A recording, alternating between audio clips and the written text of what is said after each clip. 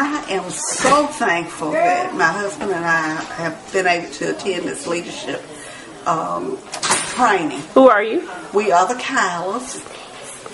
Frank. And Diane. And how long y'all been married? Be 42 years this year. Wow. Congratulations. Go ahead. Thank you. It has helped us in so many different ways. And when Apostle Posey talked about marriages and helping people in marriages, because that's been one of our passions, he really gave us some good, interesting information on how to better serve other couples. Wow. As we lead the marriage ministry here in the church. Excellent. So it was very good.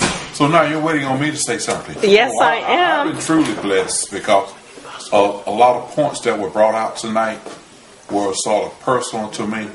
Some things that I had sort of hidden in my back of my mind that I wanted to say and like to say, but couldn't say them. But tonight just gave me more insight on to say it and just be open about it.